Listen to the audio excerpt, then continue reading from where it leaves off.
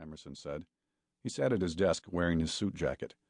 Frank took the jacket as a bad sign. Emerson normally worked in shirt sleeves. He wore a jacket only when he was kissing up or kicking down. Frank guessed it wasn't going to be kissing up morning. His stomach was now searing. Half the trouble in the world happened because somebody like Emerson wanted to feel important. His hand, still in his pocket, Frank finally worked the Maalox tablet loose and palmed it. "I had a booking," he said, trying not to sound defensive. Emerson had the post on his desk. He looked down at it. Frank casually brought his hand out of his pocket and slipped the Maalox into his mouth. Emerson looked up just as Frank was bringing his hand down. "You and Phelps are regular stars. Metro coverage. Even pictures." He tapped the photo of Frank and José. "You guys have an agent?" "We took down a bad guy. It happens in this line of work." "Happens a lot with you two." "Maybe the rest of the department ought to be doing more, Randolph." Emerson sighed. "We all did like you and Phelps. We wouldn't have any taxpayers left." "Taxpayers?" Frank's eyes narrowed. He leaned forward and with an index finger jabbed the body bag in the post photograph. Jimmy Foxworth? A taxpayer? In his whole life he never paid tax once. He was supposed to be doing life for raping and murdering a schoolteacher. He served 23 months.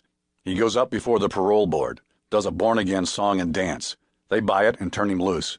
He was out 2 days when he shot an old broad in a 7-Eleven. Frank drew a breath.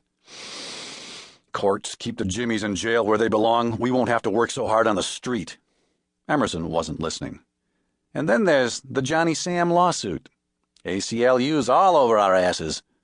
"Johnny Sam killed 2 cops, Randolph." "Manhandling suspects is against regulation, whether they're jaywalking or killing cops. And Frank, I don't know how to tell you this, but we need evidence to convict. We had the son of a bitch. 2 eyewitnesses. One just got the wrong end of a hit and run, and the other's flown." Emerson tilted back in his chair and eyed Frank up and down. "You know what the talk is?" "I know all kinds of talk. What brand you got in mind?" "The talk is that we need some new faces in Homicide." "Oh?" Frank raised his eyebrows. "You getting reassigned?" Emerson shook his head as if he heard an old joke badly told. "The talk is you and Phelps are cherry-picking. The talk's that you're retired on the job, keeping your score up by going after piss ants." "Murder's murder, Randolph." "But all murderers aren't the same, Frank. Some of them have 'Here I am' signs hung all over them, like Jimmy Foxworth. A piss ant?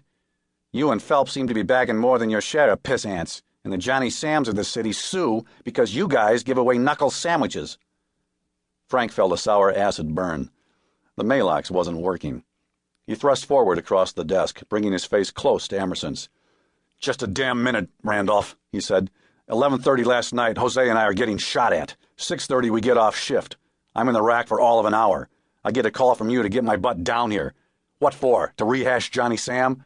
Or discuss that rat Foxworth's virtues? Or debate the degree of difficulty of our caseload?" The outburst momentarily rocked Emerson back.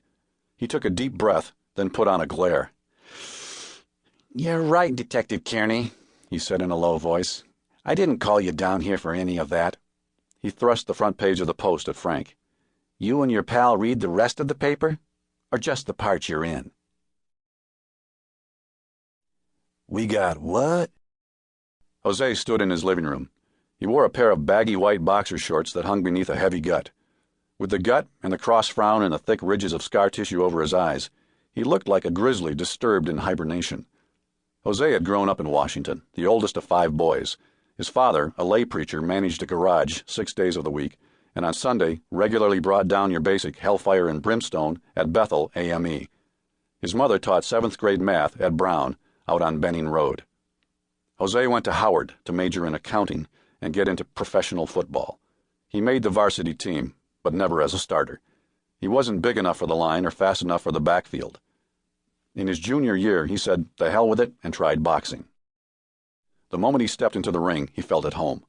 At 206 pounds, with a 38-inch reach and a rock-hard belly, he survived the early matches with more experienced fighters until he found his own style. José's fighting was straightforward enough. Take the offensive and never let up. Crowd, push, punch.